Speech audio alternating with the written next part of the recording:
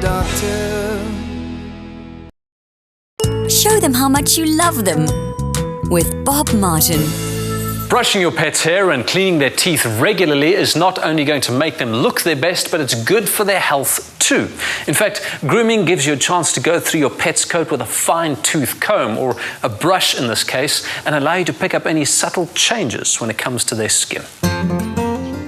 While many people assume that dog grooming involves dropping your pooch off at the parlor for superficial reasons, it's actually an essential part of general pet health that you can manage at home.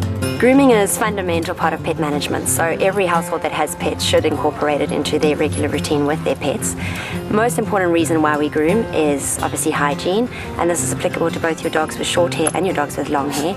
In long-haired dogs, you've got the addition that they often develop knots in their hair, and this is also in your wire-haired dogs. The more often you groom, the better your knot management will be, and the less likely you're going to get stuck in a situation with big knots that you can't groom out. In addition to hygiene, grooming is a fantastic time as well, just to have a good look at your dog, to pick up minor things that might be offset that you haven't noticed before, purely because you're starting at one end of the dog and brushing your way through to the other end, and so you're getting a chance to check all the parts of your dog.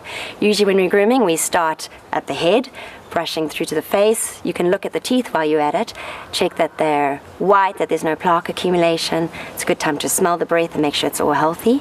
Also great to check the eyes. We find a lot of dogs with long hair, if you don't groom them often, tend to get a discharge around the eyes. So it's a great time to check that and brush out if there is a discharge starting to form. Also a great time to check the ears, lift them up, brush them well, have a look inside the ear canal, give it a smell, just make sure that everything's looking good then. And then as you're grooming the dog, brushing through the body, check the skin, check the coat, look for signs that might show ticks or fleas. If you're seeing those, you can obviously address that. Make sure when you're brushing that you include the legs and you go all the way down to the paws. It's important to check the paws when you're grooming. Dogs often get little burrs or thorns stuck in there that will make them limp, and you don't know unless you have a look there, and it can be quite uncomfortable. They can also form little hair knots there that need to be removed. And it's also important while they're to check the claws. They've got 4 in the front, and they've also got those little dew claws up the side of the leg that people often miss. And go all the way through to the tail, and don't forget the tail. It's another important part to look at and groom. When bathing your dog, it's important to use products that complement the pH balance of your pet's skin and coat. Bob Martin has a range of pet grooming products that help make bath time a pleasant bonding experience. Deciding on how often to bath a dog will depend greatly on your circumstances. Dogs that live indoors or on the beds a lot and tend to get dirty fairly often, you're obviously going to want to bath more often than a dog that lives mainly outdoors.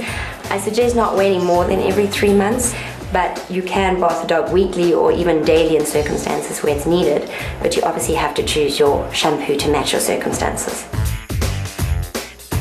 When bathing your dog, a few things you should remember. Firstly, avoid getting shampoo in the eyes. The shampoos, while mild, can still irritate the eyes. If you accidentally do, just make sure you wash the eyes out thoroughly with water.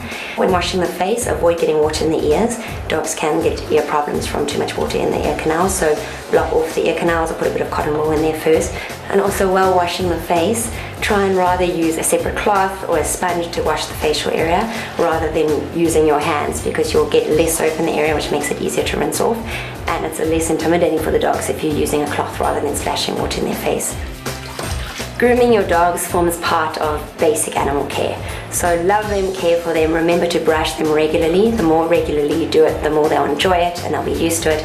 And wash your dog when necessary using the right shampoo to match your dog. Bob Martin are giving away 4 iPads. To win, buy any Bob Martin healthcare product and SMS Bob Martin, your name and the last 4 digits of the barcode to 34517. Show them how much you love them with Bob Martin. I want to live the best life.